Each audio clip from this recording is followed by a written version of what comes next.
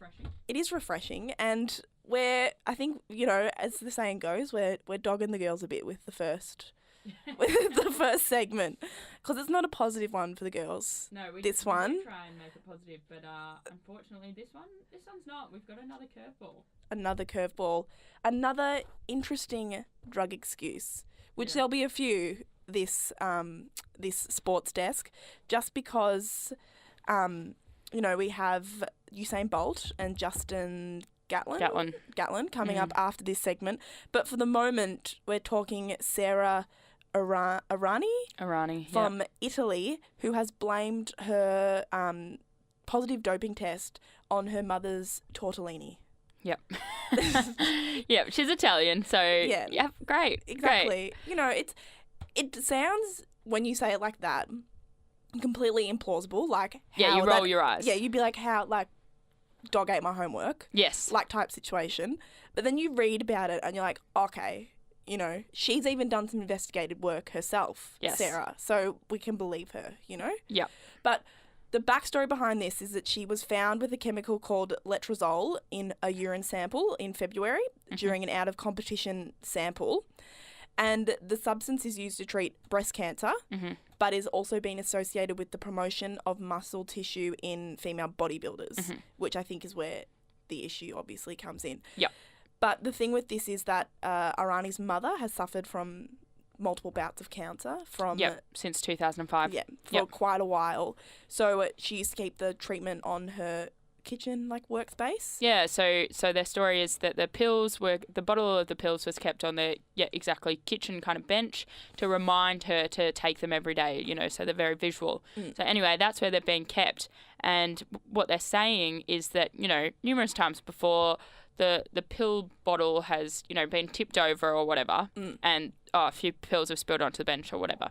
And so they're claiming that has happened kind of around the same time that she and her husband were making tortellini one night, and they feel that it could have contaminated the broth or the actual tortellini. Yeah. Which sounds like such a ridiculous excuse, but it got to the point where Sarah, however you say her name, the Italian chick, she and her husband did some experiments after the positive test to see if it really was so ludicrous and whether that sort of thing could contaminate it. And their little tests found that it could have. Yeah, it did. Yeah. Her and her husband dissolved some themselves in the broth and the actual sort of meat mixture that you put in the tortellini, and they found that it did definitely dissolve and went undetected. Yeah. Maybe they fed it to someone and doped them. I'm kidding. They definitely wouldn't have done that. That's very unethical. But exactly, they did find... So it sounds ludicrous. And yeah, I admit I first heard this story and rolled my eyes really hard. It kind of reminds me of the Collingwood boys that got banned and they claimed that they ate a steak that must have been contaminated with... Do you remember this? Josh Thomas and Lockie Keefe? And they've just come back this year, maybe. Anyway, they were out for 2 years. You're looking at me like you really don't know this, no, and you would. I really don't know this one. Anyway, so two Collingwood players, they were rookie listed or something. And anyway, they're back playing this year. Good on them. But their original story was, we were in New Zealand and we ate some beef. And cows are sometimes given that it could have come through, and then all these stories came out about you'd have to eat a whole cow's worth of stuff for it to contaminate you enough. Anyway, but so it rings kind of like that, what a ludicrous story. And we've read an interesting tweet here that says Arani worked with a cycling doctor called Garcia del Moral. In 2012, tennis players were specifically warned by the International Tennis Federation not to associate with him. So that kind of tarnishes things a little bit. But 2012 was also the year that she made the French Open final. Yes. Was that against, no, I was thinking earlier she knocked out Sam Stosur when she had a real crack at it. Might have been 2010. But exactly. So that kind of tarnishes things and you go, maybe not. But then the ITF and everyone were also quick to point out that she has a completely unblemished record aside from this. So she's been banned for 2 months now. Yeah. And yet absolutely no prior history of anything. So I don't know. Has to give up her prize money as well from February to June, I think. The thing that gets me with this is, though, that she played from February to now. Yeah. Even though she had a positive test. I would think that you would be even charges pending they wouldn't let you play. Yeah, it seems weird, doesn't it? Yeah. Because I feel like that's more like what happened with Maria Sharapova. Perhaps this is due to the fact... No, I was going to say due to the fact that it was out of competition, but then she's come back and played. So, yeah, I don't know. I don't have an answer for that one, but I'm sure there is one because it doesn't seem right. No. But yeah, it does seem, but unblemished record, and apparently they found this very credible, this excuse, the ITF. Yeah. Which is interesting. So she's only been banned for 2 months. It's not the 15 months that we saw Maria Sharapova get banned for after her. Yeah, a 2-month ban really suggests that they believe it, essentially. So good on her. So next time you get in trouble, just tell them that the tortellini did it. Whether or not you ate tortellini. What else? Maybe it was the gnocchi. Who knows? I am partial to some gnocchi, Lucy linked me this yesterday and just said, imagine being this Italian. It's all the Italian. So it is. No, I've been caught doping, but it was the pasta. It was my pasta. But remember, you can't get away with it if you say it was the pizza, all right? Okay, thanks it's for that. It's just the pasta. That's sound okay. advice here this morning. But when we come back, we're going to continue talking about doping because there was a big one on the weekend. Usain Bolt was knocked off in his last ever individual race by Justin Gatlin, who was, I think we've said somewhere off air that it sort of rests somewhere in the middle. Yeah. Justin Gatlin, but we're going to discuss this later. This is a juicier one than Irani's pasta. Yeah, it is, yeah. So when we come back after this song, we're going to discuss the Usain Bolt v Justin Gatlin, also known as the good v evil kind of truth versus lies. You could go on and on and on about this one. But when we come back, we're going to talk Usain Bolt and Justin Gatlin, and you're on the sports desk on SYN 90.7, and this is the XX with Replica. This is the sports desk on SYN 90.7. You're here with Mel and Lucy. You are indeed. It's the All Gals edition of Spolitics. Woohoo! You. And we're going to some this is very sort of Spolitics in that I think that on the track and off the track, it has a lot of issues, I think, in terms of like the coverage of this event. Yep. There's a lot of layers. There's a lot of layers. This is an onion case. It is. And then what happened on the track is that Justin Gatlin is an American sprinter who made his debut in like 2004 at those Olympics. Something like that. Athens Olympics. And but was found to be doping before then. Which when he was 19, he was first done for doping. But like I feel like that doping can be in inverted commas. Yep. We'll come back We'll get to that. Then he was like racing and whatever, and then was found to be doping again. Yep. In 2012. Yeah, something like that. Which I think was a case of, which is a bit more murky, that one. Here we go. So 2006 was the second one. 2006. So 2004 and 2006, he was found to have been, sort of testing No, we're wrong. 2001 and 2006. Okay, there we go. All right, we got it. He Details. was testing the boundaries of the system, you could say. But why this has all sort of come to light now, like 10 years later, is because he has just beaten Usain Bolt in the World Championships over the weekend. Yeah, so he's ruined everyone's fairy tale. It was Bolt's last individual race. Everyone loves Bolt. Oh, he never loses. This is great. Yeah. He lost To Justin Gatlin, and now people are arcing up because if you've seen any headline about this over the past couple of days, it's Usain Bolt beaten by 2 times doping cheater Justin Gatlin. To sort of like put this into perspective, like these are some of the headlines for this thing. World Champs 2017, Justin Gatlin criticism inhumane. The Daily Telegraph in the UK has said Justin Gatlin is the shameless fraud who plays the system perfectly. Yep. We have Justin Gatlin on booze after beating Usain Bolt leaves me scratching my head. Justin Gatlin, drug cheat or one of the great modern day sprinters? Taboo or not taboo? That's the Justin Gatlin question. And then finally, Justin Gatlin, the villain of Usain Bolt's athletics swan song. Yep, exactly. So you're getting the vibes there. Yeah. I guess that's a really good way to frame it, Luce. So the 2 times that he has been found guilty of doping were 2001 and 2006. It's 2017. Why are we all now complaining about it? And I think that I read a really interesting thing that said that while this was happening and he's been eventually let back into the sport and things like that, Bolt has still been Bolt. So Bolt's still been beating him. So sure, people that are really in love with track and field and sprinting and athletics and all of that, they've had their opinions about this, but it hasn't extended to the broader public because Bolt's still winning, so it's not a big deal. Yeah. No one's even really thinking about him because Bolt's still winning.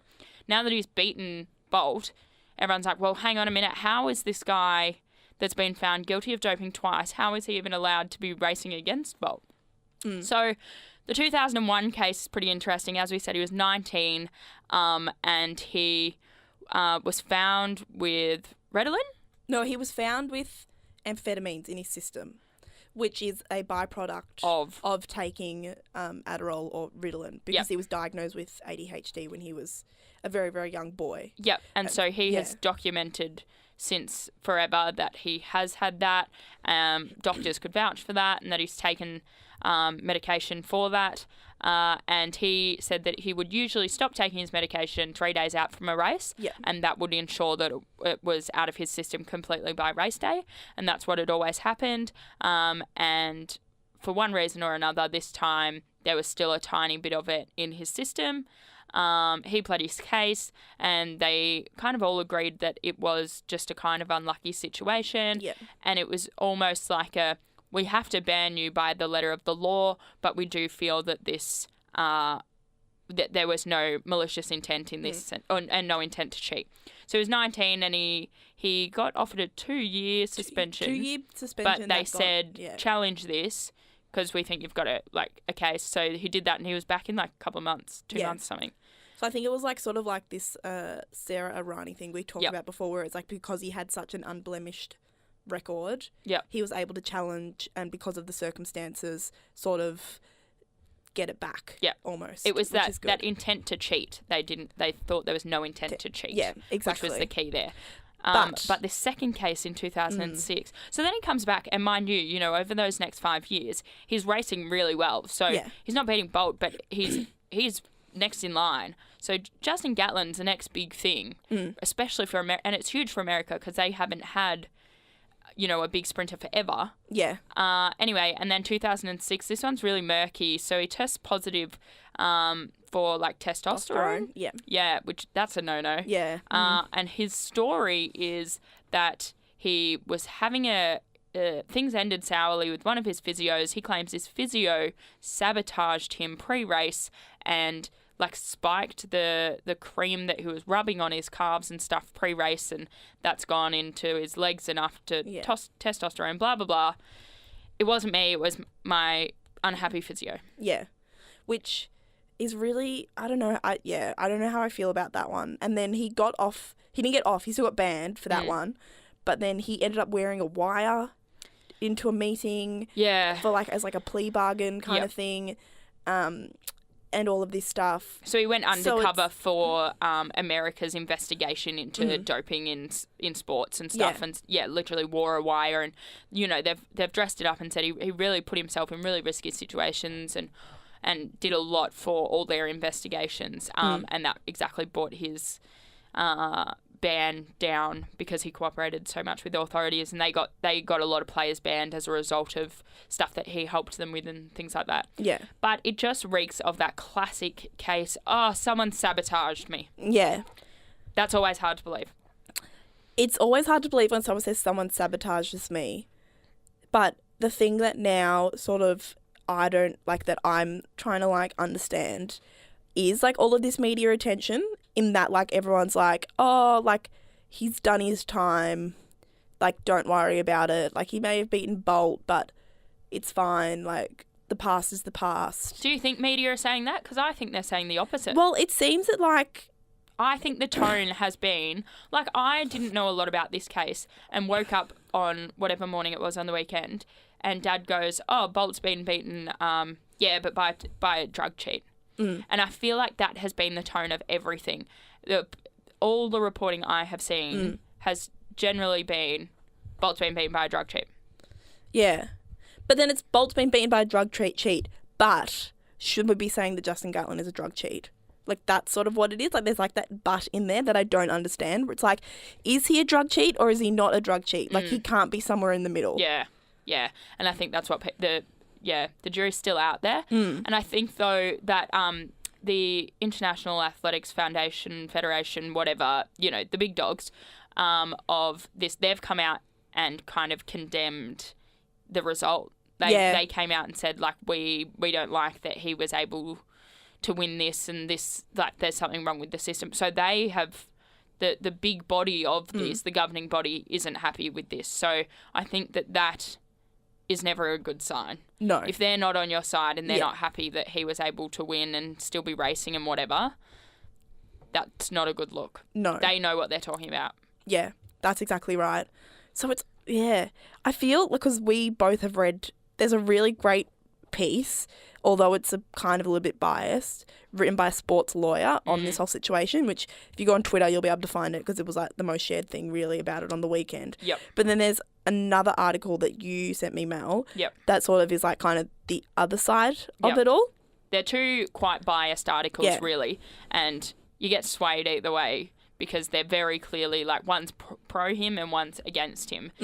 And you sit in the middle and you go, I just don't know what... But I think the comment that you made about, like, the Usain Bolt thing and Usain Bolt just being so good and him just winning and all that kind of thing is that it has kind of sort of allowed Justin, like, Gatlin to stay under the radar and, like, not have to worry about it, which in a way, like, it's probably, like, that's probably a bit too good for him. You know what I mean? Yeah. Like, he can just go about his business and, like, train and all of that kind of thing. Like, for someone who has been tested positive twice in the past to not then undergo any scrutiny just because someone else is really good, that does sort of... Yeah, it's a bit ridiculous. Yeah, it doesn't really look good on the world athletics And the sort of interesting thing too is, because I think also on the back of what we've seen happen with Essendon in the AFL recently, I'm very much for...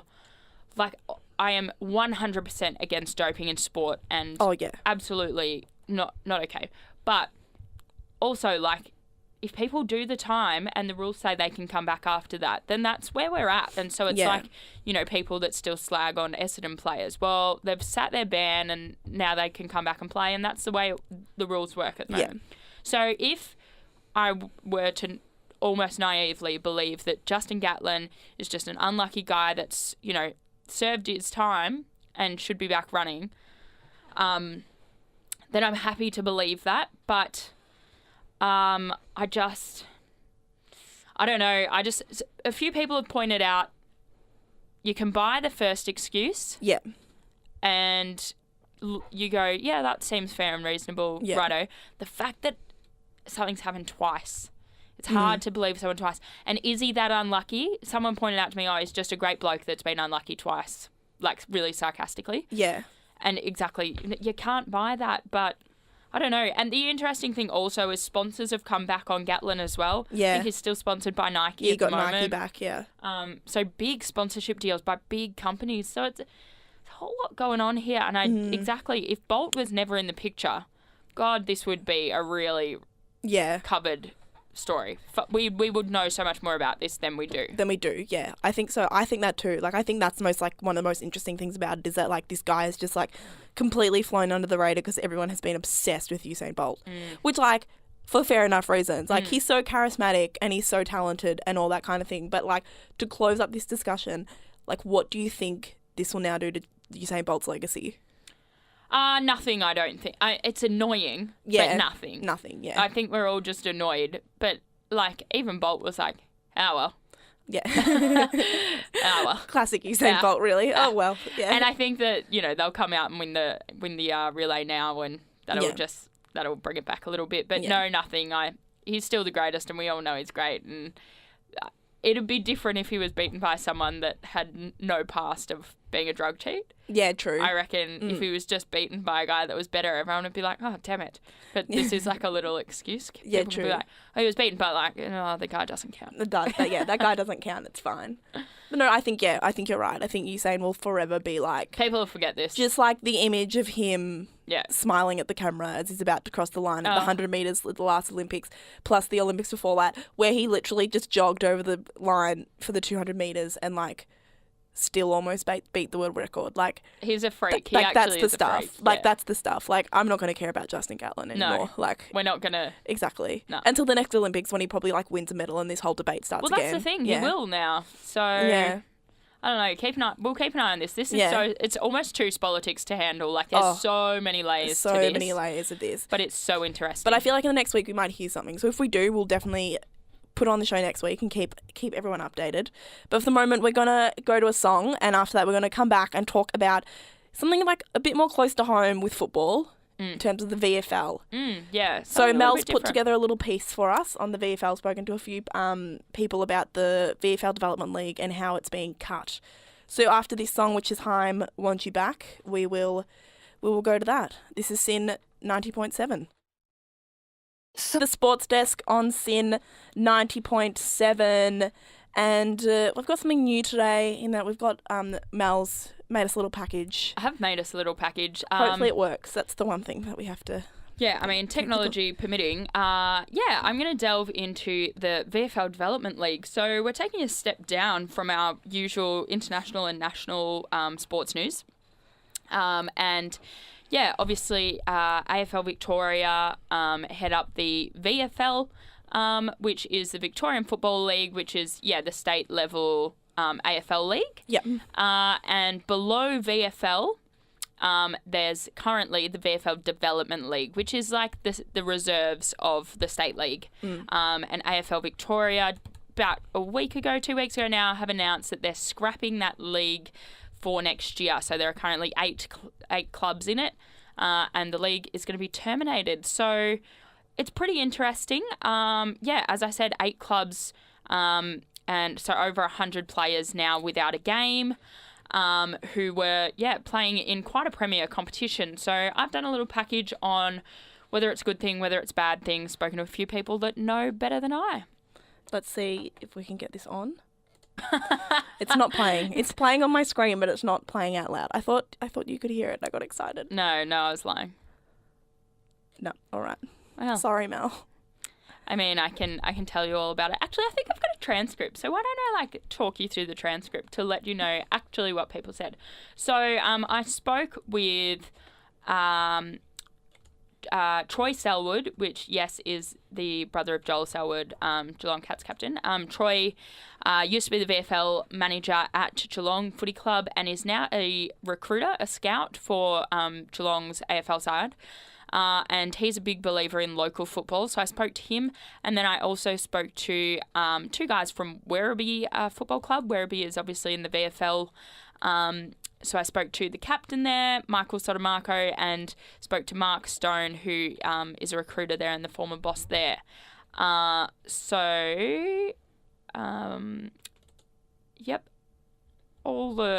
things are happening at the moment. All the technologies. But so VFL Development League will be scrapped at the end of this season. As I said, over 100 players from 8 clubs are now going to be forced to return to their local footy leagues. So AFL Victoria has said that the cost of running the VFL Development League currently sits in excess of $1 million. Jeez, that's a lot of money. Yeah, a lot of money. That's just for the VFL Development League. Obviously, the VFL League costs more than that. So, given that a lot of clubs are facing financial difficulties at the moment, the league's decided to end the Development League to ensure the long-term success of the VFL competition. Yep. So Werribee Football Club's recruiter Mark Stone fears that the move may be a step backwards for the talented player pathway.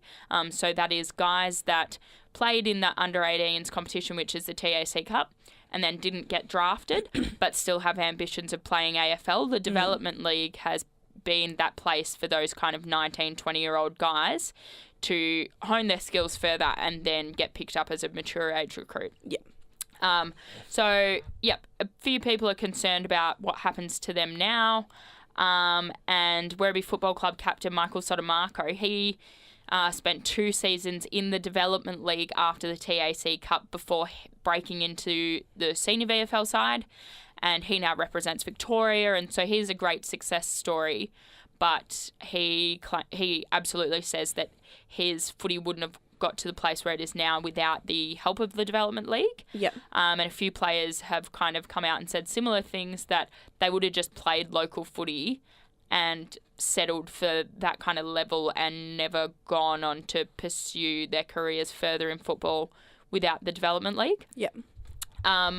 So, yeah, they're concerned about exactly that talented player pathway, and now that these guys aren't going to be around VFL clubs because we don't have all those reserves listed, what happens to them?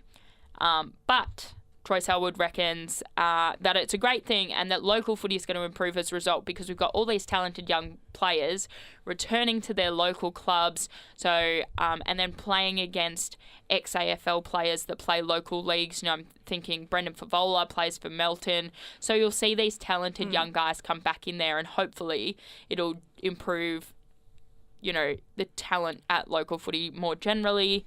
And the solution put forward at the moment has been that while the Development League will be no more, that VFL clubs introduce development squads.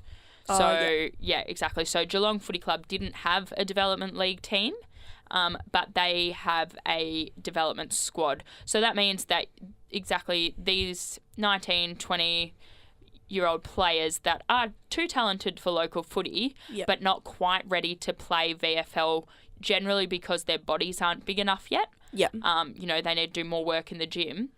They are training with the VFL side and being around a VFL program, but playing their actual game of football in local leagues on the weekend. Oh, yeah. So that's kind of what we're hopefully going to have to see VFL clubs do. That, sure, we don't have the Development League anymore, but let's still have development squads to keep touch with these talented young players and keep that pathway alive, but still having them play their footy at community level on the weekends. Yeah.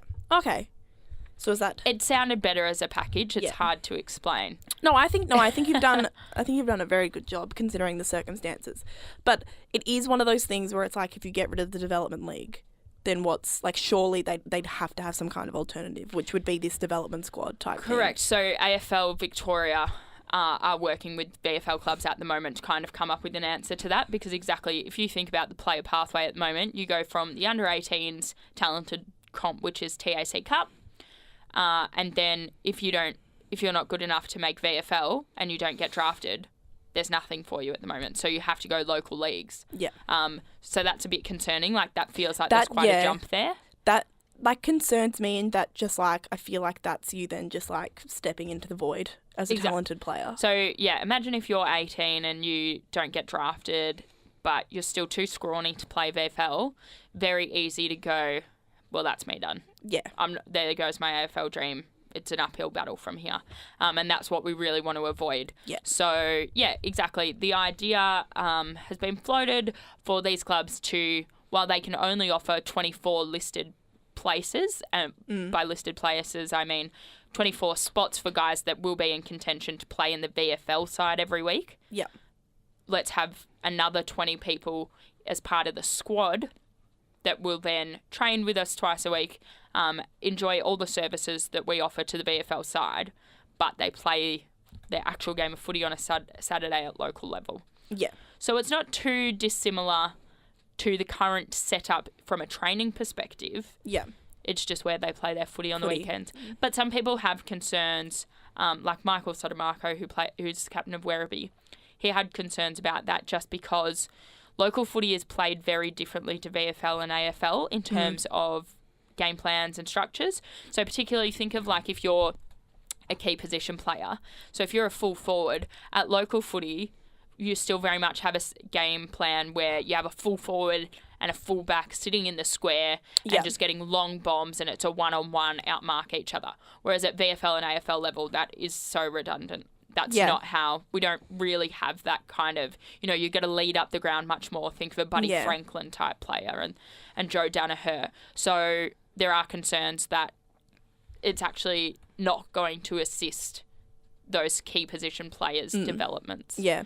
And I definitely understand that, and I sort of also get where the AFL Victoria are coming from, like with like getting rid of it in terms of saving the money, because it's like now they've got the VFL Women's. The VFL Women's, exactly. And then that's only going to keep expanding, which means more money for that kind of thing.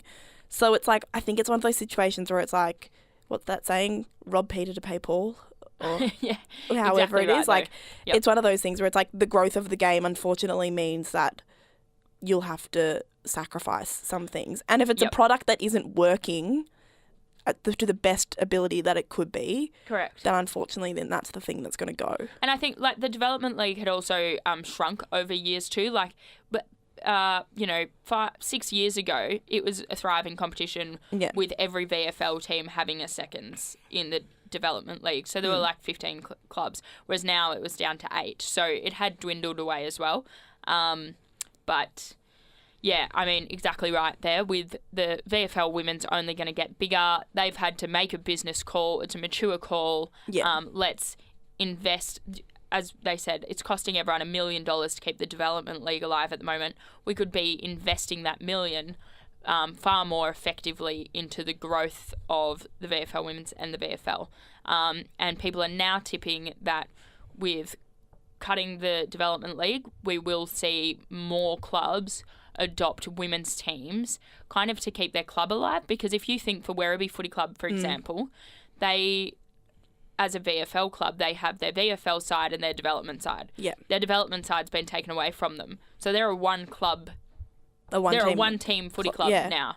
And so from a financial perspective and just from like a vibes of the footy club perspective, that's not super fun. Yeah. So they're now thinking that clubs like that will join forces with the existing VFL women's sides. Yeah. Think your VU Western Spurs might partner up with someone, things like that. Yeah. Or they'll start their own. So it's going to be really good for women's football. Yeah. Which isn't, I don't think, like, really that's a bad thing, but that's also coming from me. So yeah, that's a biased that's the biased perspective. But I definitely feel for those young, talented players that now sort of have to step. But I think the development squad is key.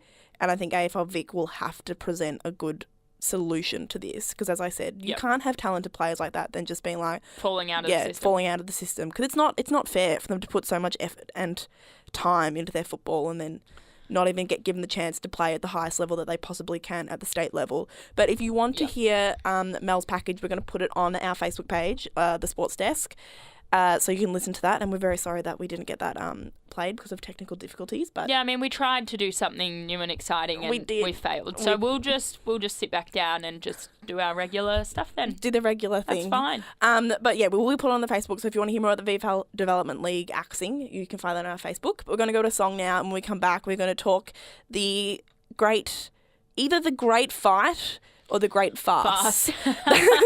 That's coming up in 3 weeks' time. You've summed that up well. Yeah. This is the Sports Desk on SYN 90.7. This is the Sports Desk on SYN 90.7. That was King Gizzard and the Lizard Wizard with Doom City. And now we, as I said before we went to the song break, we are talking about the great fight or the great farce. Yeah, just say it again. Get it out there again. I love it. The $180 million dance is what it is also being called. And if you were unsure about what we are talking about McGregor v Mayweather. Mayweather v McGregor. Yeah. I am so into this. I don't know why. Yeah, I'm the same. Because, I don't really like MMA. It scares me. Yeah. Boxing, I don't know, I've kind of have been into because...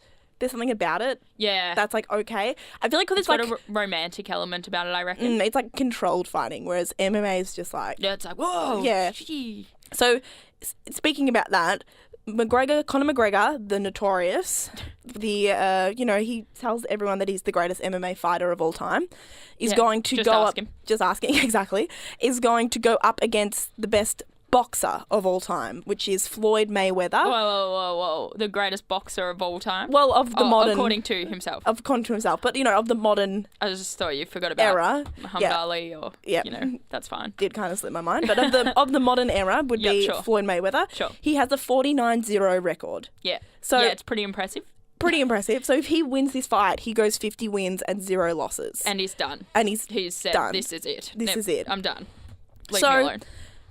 Where all of this sort of controversy with this comes from is that recently Conor McGregor put a photo on his Twitter of him sort of standing over his sparring partner, Paul... Yeah, he's got a great last name. Malignaggi. Yep, he's Italian as well. Who won... Paul Tortellini. Yeah, who won championships in 2 weight divisions. So he's not like he's any very old renowned. boxer they got off the street. Like, correct. He's a renowned boxer. Yep. So they showed a photo of McGregor standing over him, which, if you were Camp McGregor, you'd probably be pretty happy with him.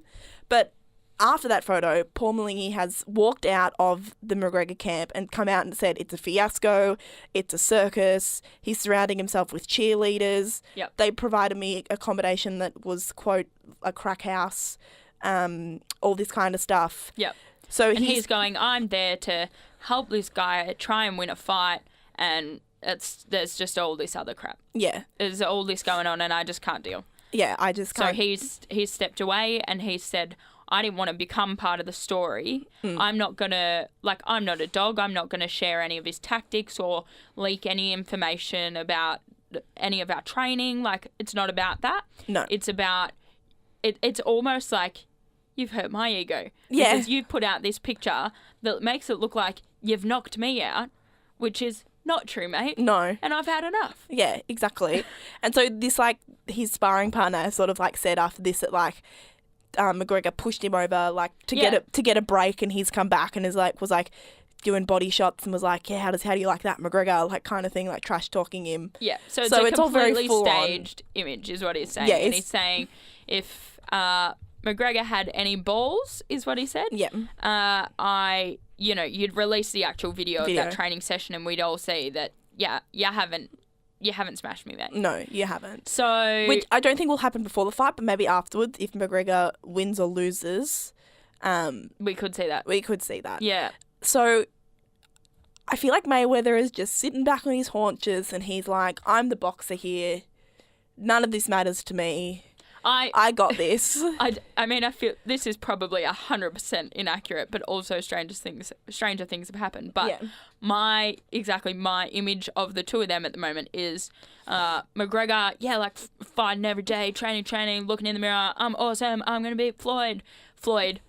Oh, do we have a fight? Oh, it's in 3 weeks. Whatever. I'll get around to that. Not training at all. Just I'm a great I've got boxer. plenty of time. I don't. Yeah. This is what I do. It's fine. I'm 49-0, whatever. Whatever. And McGregor's like, yeah, sweating it out. Woo, training.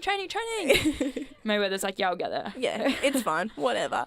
But it's going to be, it is going to be huge, because it's one of those things where it's like yourself and myself, the sort of uninitiated into MMA and boxing. Yep.